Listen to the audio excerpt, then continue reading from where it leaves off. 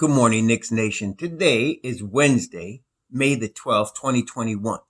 I hope you're COVID free today. I hope you're healthy. I hope your family is safe and healthy and COVID free as well. I hope your family is safe and COVID free as well. And I hope your whole household is safe and your needs are being met today. Blessings upon those that work in the healthcare field, trying to save lives, even at the expense of their own at times, and people they don't know for the sake of saving life. Blessings upon those that pick up garbage for us to keep our places clean and disease free. Blessings upon those that make deliveries, unsung heroes that make deliveries for very little money in all types of weather and all types of situations for our convenience, and we often neglect or overlook or take for granted what they do. Double blessings on those who are out there in the darkness trying to rescue boys and girls, men and women, babies from the clutches of sex trade operations and human trafficking, which result in child pornography and also pornography itself. Blessings on those that are trying to deliver such ones, and curses upon people that support such an industry. For every time you watch one of those videos, you are supporting human trafficking. You are supporting sex trade operations. Curses upon you.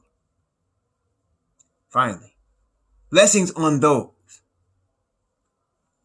that work for the homeless. 500,000 men, women, and children on the streets tonight that will not have a place to stay, will not have a roof over their head, that will be sleeping on park benches, in boxes, in tents, on sidewalks, on subway grates, in cars. Men, women, children, families, veterans, and millions more around the world. Blessings upon those that do their best to help people in such unfortunate situations. And blessings upon the people themselves, especially the children. And may the Most High end this situation so that it no longer exists forever. For theirs is the kingdom. There was a basketball game last night. Big game. Our Knicks played, finishing a six-game road trip in Los Angeles against the Lakers. Now, let me tell you before we start. Remember now, Knicks Nation, don't let the media mess you up, because you know they hate Knicks. They look to crap on us at any time. So let's start right here. When we started this road trip, I was telling y'all, if we go 2-4, hey, that's good. If we can go 2-4. Okay? The Knicks went 3-3. I was hoping they might go 3-3. And they finished the road trip 3-3. There is no way, looking at the calendar, when you looked at the schedule and you saw at the end of the road trip, they were facing both the Lakers and the Clippers, that you would think they'd win both of those games. Come on now. We all thought, okay? What is going on, though, is the Knicks have caused our expectations to rise. Why? Because they played way better than anybody thought they could. Okay? They play way better than anybody thought they could. They are a way better team. They actually are a good basketball team. A top 10 team in the NBA right now. That's the New York Knicks. So that caused the media now jumping on the bandwagon and everybody now hyping, right? Beware the hype, y'all. Don't believe the hype. Don't. We Knicks fans. We Knicks Nation. We know our team. We know our players. We know what's going on. So we don't need to listen to the hype from the media types that jump on or off the bandwagon, for the sake of their ratings and their money or whatever. Okay? So we went 3-3 on the daggone road trip. So we did good, y'all. The Knicks did good. Remember that. Okay? That's number one. Number two. Right now, the Knicks are in a three-way tie. They're in a three-way tie for the 4th seed. Okay? Now, I think, let me see. If I'm not mistaken, it's Atlanta, and it's Miami, and it's the Knicks. Okay, it's Miami, Atlanta, and the Knicks, if I'm not mistaken. It's Atlanta, Miami, and the Knicks. Let me take a look here. I'm pretty sure that's the situation. Yes, it's Miami, Atlanta, and the Knicks. And I believe, if I'm not mistaken, Miami holds a tiebreaker over the Knicks, and we hold a tiebreaker over Atlanta, if I'm not mistaken.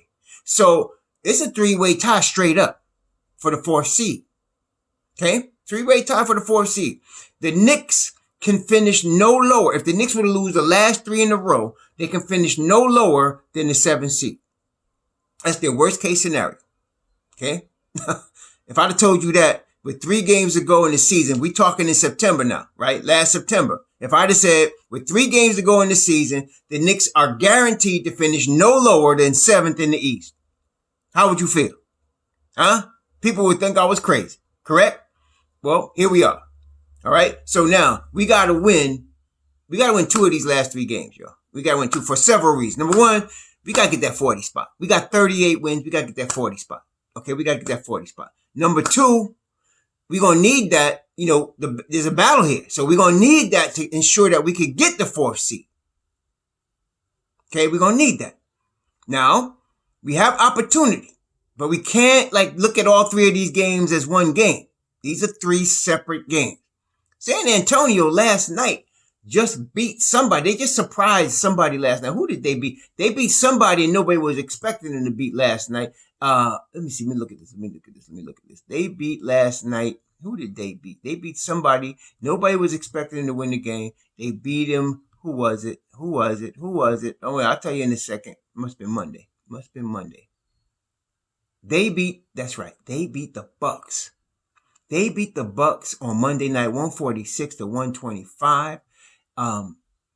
Yeah, they beat the Bucks with Antetokounmpo and Chris Middleton playing, and DiVincenzo playing, and Jrue Holiday playing. In other words, they beat the Bucks at the Bucks full strength on Monday night.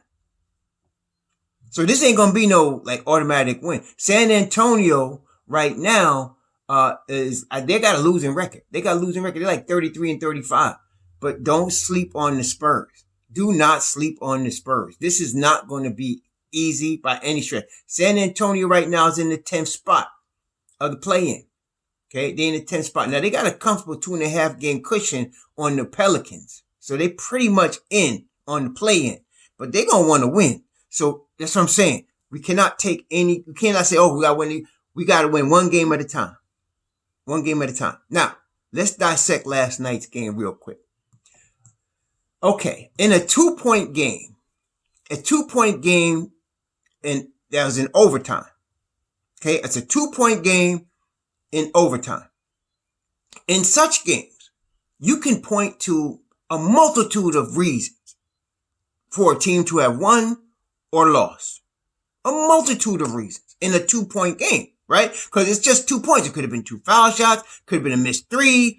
It could have been anything in a 2-point game. Okay.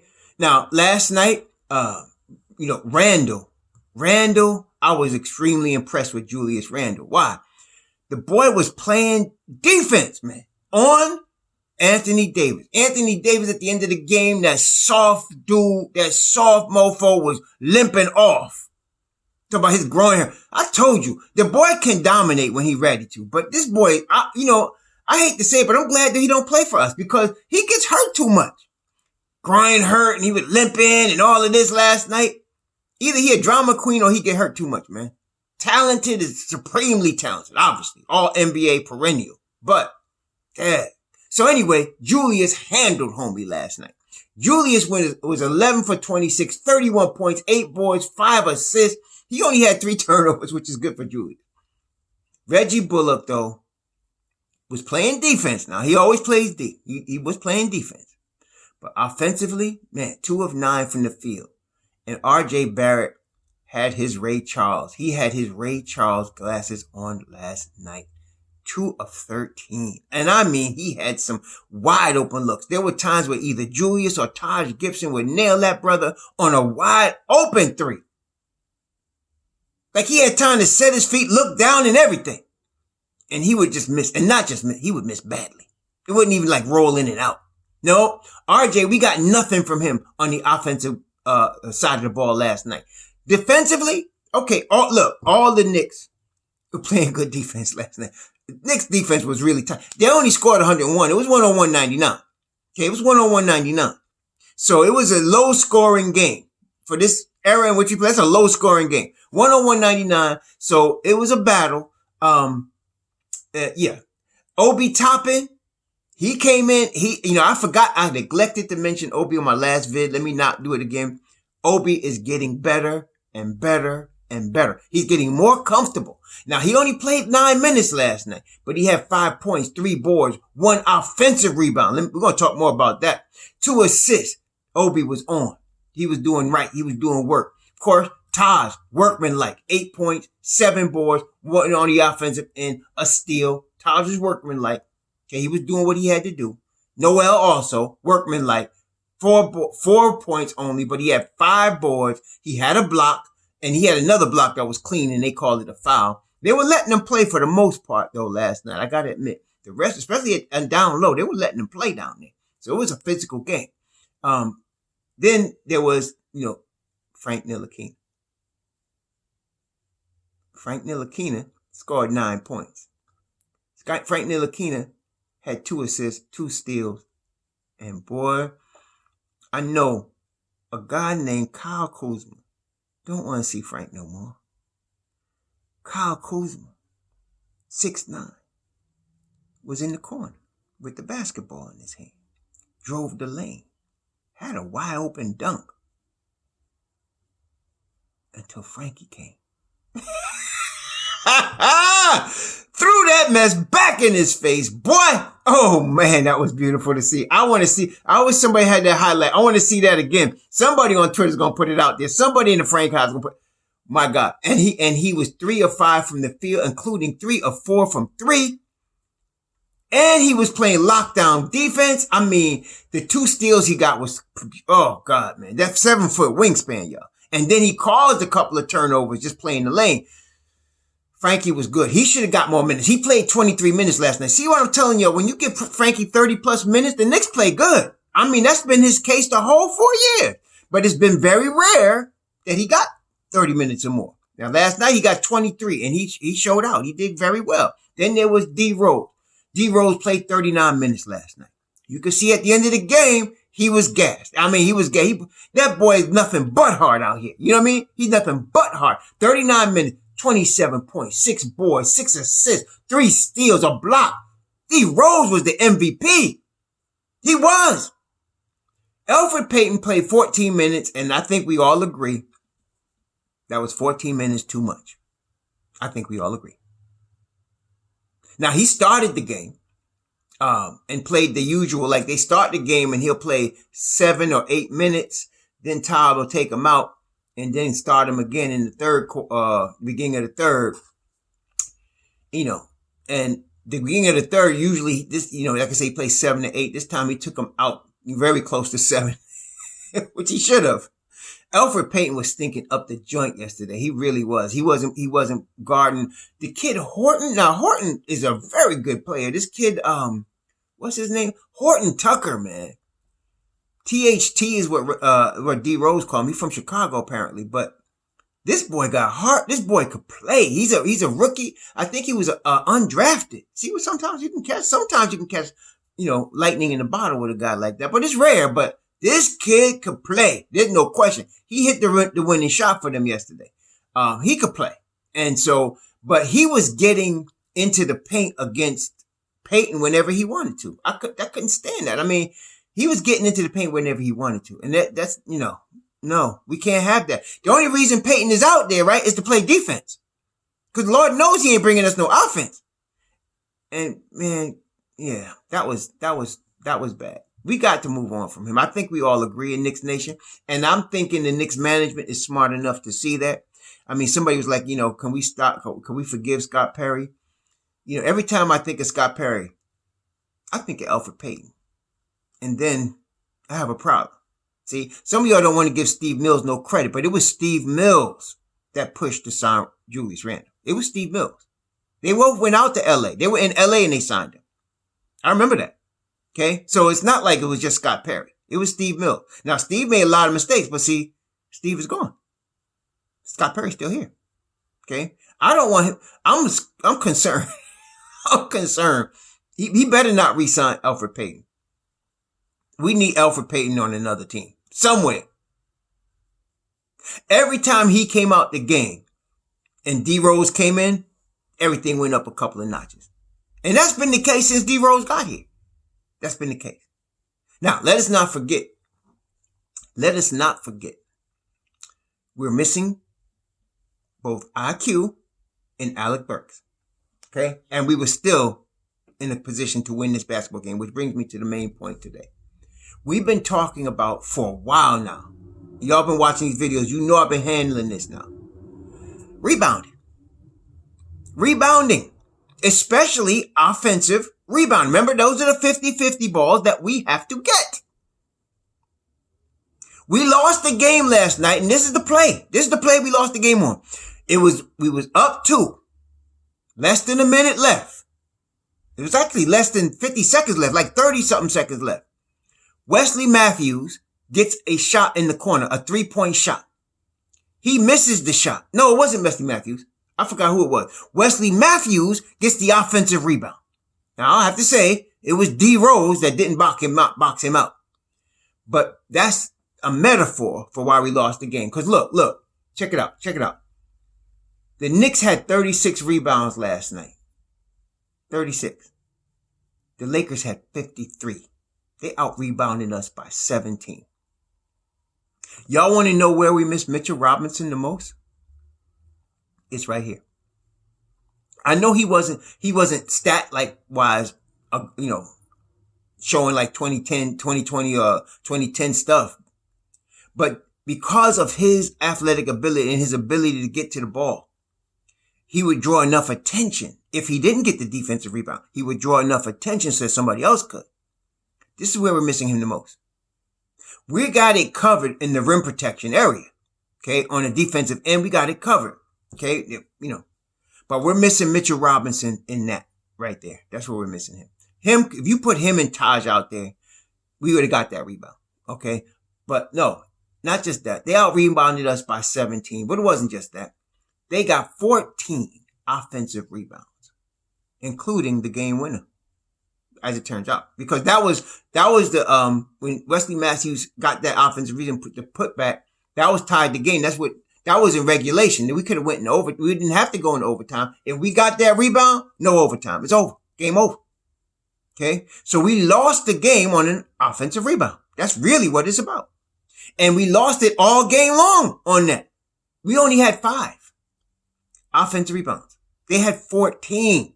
Now, like I said, I feel akin to Tom Thibodeau. Always have, because I'm New York Knicks fans. If y'all, like I said, you go back in the ways, y'all know the defensive side of the ball and the rebounding.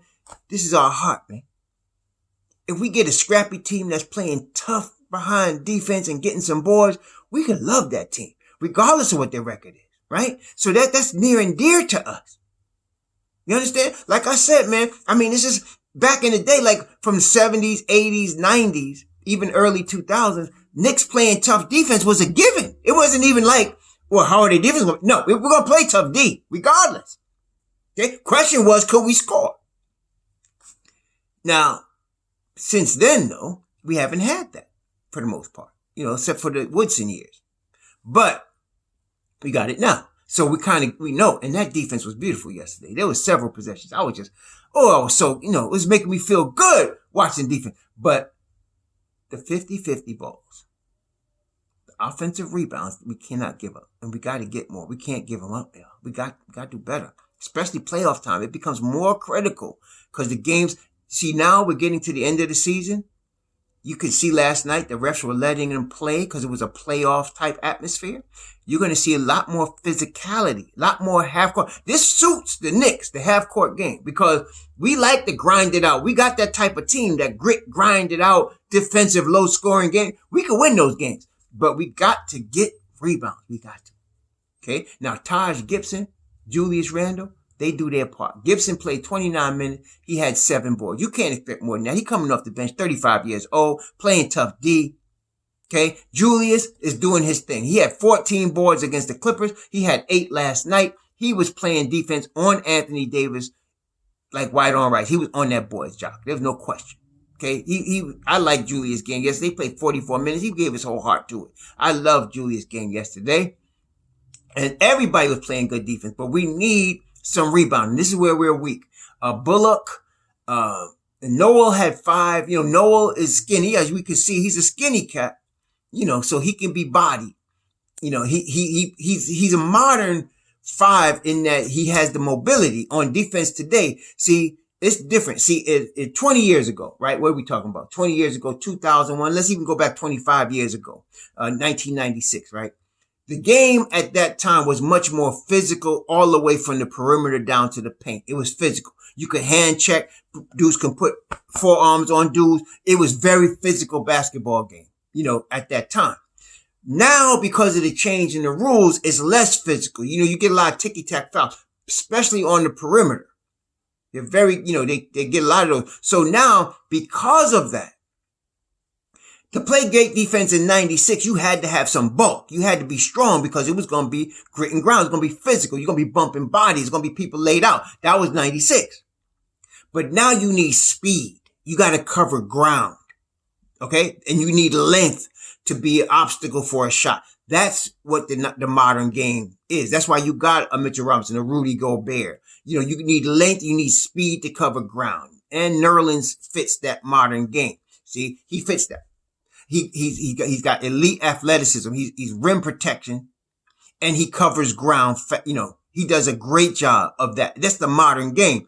But rebounding wise, you need a roughneck, and that's where you get Randall right next to you, because Randall is the roughneck. He was a locomotive a couple of times last night. But we need another guy that's going to hit the boards for us. Now, last night, RJ, that's where I felt like, to me, the shooting. Okay, it's frustrating watching him go 2 for 13. But I felt also he did not help us. He had 0 offensive rebounds. See, RJ is usually good in this regard. First of all, like I said, he's a scorer, so he's going to get his point. Well, last night he only had 8, so he didn't get his point. But generally speaking, if you're not scoring, you got to affect the game. You got to contribute in another way. RJ played 38 minutes last night. So I would have wanted him to get double-figure rebounds. That's what I'm saying. If he was going to shoot like that, let's get some double-figure rebounds. Let me get 2 or 3 offensive boards. I was looking for that from RJ. Okay, I was looking for that. And if I could criticize Thibodeau, and I don't like to do that, but one thing I felt, Frank was really playing good ball yesterday, defensively and offensively. RJ was not. And there have been we have seen games this year where the Knicks have won, and he has sat RJ at crunch time because he wasn't having a good game. Not just shooting wise, but all around. And it was like that last night. We wouldn't have missed anything defensively by putting Frank in there, but we would have got more offensively, I think. It's funny as that was said, because Frank was hitting his 3 and RJ wasn't hitting the broadside of a barn, and RJ wasn't bringing he's a strong boy. His body is strong. You expect him to get some rebounds in a tough, grinded out physical game like that. And he only had 4. I was disappointed in that because I felt like just a couple more offensive boards from him, a couple more rebounds. Maybe if he got 10 boards, maybe like 2 or 3 offensive. Even if he shot 2 of 13, we might have won that game. I'm not putting it on RJ. It was just on the team. But we got to be better offensive rebounding wise. We have got to. I expect them to come out against San Antonio. And this is the thing. This is what I like about this team. They're going to look at the film. They asked Derrick Rose what happened, and he said, I'm too upset. I can't tell you nothing right now. I love that heart, man. I love the heart these kids got, man. But they're going to look at the film. They're going to come back, and this is the basic thing. There's some basic tenets of Tom Thibodeau basketball, why I love the guy so much. He doesn't make things complicated, okay? Basic things. Take what the defense gives you. Let the defense decide what they're going to give you, and take what they give you. Take good shots. Okay? Rebound and play defense. As he said, if you take good shots, eventually the shots will fall. They're good shots, right? Don't just force bad shots. And if you rebound and play defense, you're going to be in every game, give yourself a chance to win. So defensively, the Knicks have been awesome. Awesome. But rebounding wise, we've been lacking.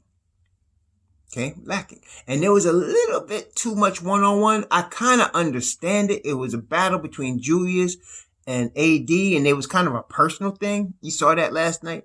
Both of them going back and forth. But the Lakers we had 19 assists. 19.